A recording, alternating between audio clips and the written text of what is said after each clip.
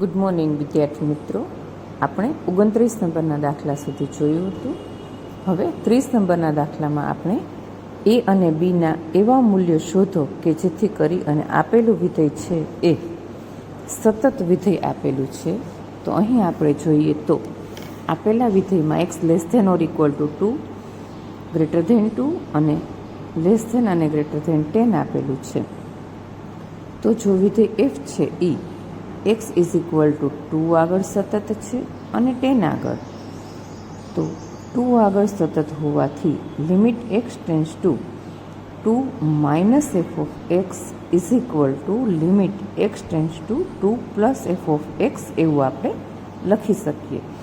અહીં વિધેય સતત છે એવું આપેલ જ છે આપણને, એટલા માટે. તો 2 આગળનું ડાબી બાજુનું લક્ષ આપણે અહીં જોઈ શકીએ છીએ કે 5 જોવા મળે છે, અને જમણી બાજુનું જે લક્ષ છે એ એક્સ પ્લસ બી આપેલું છે. તો આના ઉપરથી અહીં અચળ પદ હોવાથી 5 is equal to A into 2 plus B આપણે ગોઠવીને લખીએ તો 2a plus B is equal to 5. આવું એક સમીકરણ મળે. હવે આપેલું વિધેય x ઇઝ ઇક્વલ ટુ 10 આગળ સતત વિધેય છે, તો એના આધારે આપણને બીજી કિંમત મળશે. Limit x tends two 10 minus f of x is equal two limit x tends two 10 plus f of x. જ્યારે 10 કરતાં નાની આપેલી હોય કિંમત ત્યારે વિધેય છે એ એક્સ પ્લસ બી, અને 10 કરતાં મોટી હોય ત્યારે આપેલ છે 21 ડાયરેક્ટ પણ લખી શકીએ. અહીં લખીએ તો 10a plus B is equal to 21. આ થયું બીજું સમીકરણ. હવે પહેલું અને બીજું બે એક સાથે લખી અને આપણે બેયનો લોપની રીતે ઉકેલ મેળવીએ તો 2a plus B equal to 5. બધી જગ્યાએ માઇનસની નિશાની એટલે અહીં આવશે 8a ઇઝ ઇક્વલ ટુ 16. માટે એની કિંમત અહીં જોવા મળે છે 2.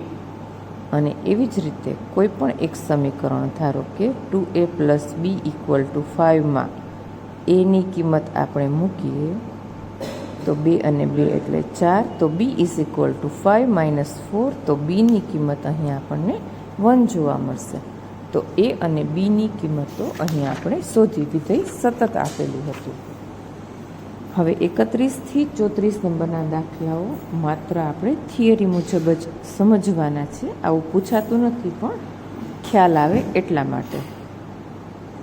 તો f of x is equal to cos x વર્ગ આ વિધેય છે એ સતત વિધેય સાબિત કરવા સંયોજિત વિધેય માટે આપણે બે વિધેય અલગ અલગ લેવા પડશે.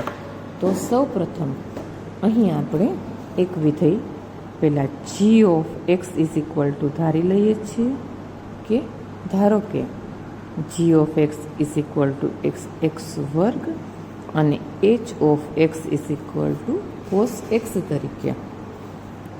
તો અહીં આપણે h of g of x મેળવીએ તો h of g of x સંયોજિત વિધેય અહીં આપણે એક્સ વર્ગ લખીએ અને આ જગ્યાએ લખીએ કોસ એક્સ વર્ગ.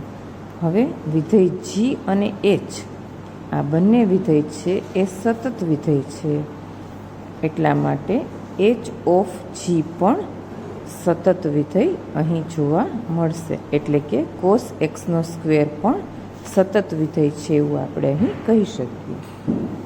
32 નંબરના દાખલામાં પણ આ જ રીતે એમાં મોડ ઓફ કોસ એક્સ લખેલું છે. એ સતત વિધેય માટે આપણે g of x is equal to mod of x અને h of x is equal to cos x સતત વિધેય ધારી લઈએ. અને હવે આપણે g of h of g x તરીકે લખીએ તો સૌ પ્રથમ અહીં આપણને જે કિંમત આપેલી છે આના માટે પહેલાં આપણે આમ લખશું જી ઓફ એચ ઓફ એક્સ. તો પહેલાં એચ વિધેય માટે અહીં આપણને આપેલું છે કોસ એક્સ અને જી ઓફ એક્સ એટલે મોડ ઓફ એક્સ, એટલે કે અહીં આવશે મોડ ઓફ કોસ એક્સ.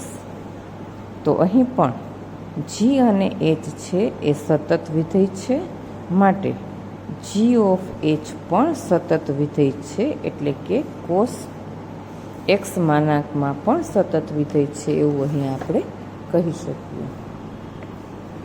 33 નંબરના દાખલામાં સાઇન મોડ ઓફ એક્સ આ સતત વિધેય છે એવું અહીં આપણે બતાવવાનું છે. તો અહીં પણ આપણે g of x is equal to mod of x અને h of x is equal to sine x છે એવું બંને સતત વિધેયો છે એવું ધારી લઈએ. તો સૌ પ્રથમ h of g of x, તો જી ઓફ એક્સ એટલે કે મોડ ઓફ એક્સ અને અહીં આવશે સાઇન મોડ ઓફ એક્સ એટલે કે જી અને એચ છે એ સતત વિધેય છે અને માટે સંયોજિત વિધેય એચ ઓફ જી પણ સતત વિધેય છે એવું અહીં આપણે કહી શકીએ. આગળ જોઈએ છેલ્લો અને 34 નંબરનો દાખલો. F of x is equal to mod of x અને minus mod of x plus 1 દ્વારા વિધેય જ્યાં અસતત હોય તેવા બિંદુઓ અહીં આપણે શોધવાના છે. તો બીજી રીતે આપણે જોઈએ તો અહીં પહેલાં વિધેયની કિંમતો લખીએ એટલે કે એક્સની કિંમત જો લેસ ધેન -1 હોય તો f of x is equal to minus x અને પ્લસ આપણને એક્સ પ્લસ 1 એટલે કે 1 જોવા મળશે. -1 less than or equal to x less than is equal to 0 હોય તો માઇનસ એક્સ અને એક્સ પ્લસ 1, તો અહીં -2x -1 જોવા મળશે અને એક્સની કિંમત જો greater than or is equal to 0 હોય તો એક્સ માઇનસ એક્સ પ્લસ 1 એટલે કે -1 જોવા મળશે. તો સૌ પ્રથમ અહીં આપણે વિધેયની 3 કિંમતો અલગ અલગ મેળવીએ. એક 1 -2x -1 અને -1 જ્યારે એક્સની કિંમત લેસ ધેન -1 લેસ ધેન અને અહીં આવશે x greater than or equal to 0. તો અહીં જોઈએ તો એક્સ છે એ 0 આગળ અને 1 આગળ -1 આગળ બંને આગળ સતત છે. Limit x is equal two -1 માટે આપણે જો જોઈએ તો અહીં ડાબી બાજુની કિંમત એક્સ અને જમણી બાજુની કિંમત limit x tends two -1 F of x આની કિંમત -1 છે અને લિમિટ એક્સ ટેન્સ ટુ અહીં આપણને આવશે -1 plus f of x. Limit x tends two -1 અહીં આવશે -2x -1.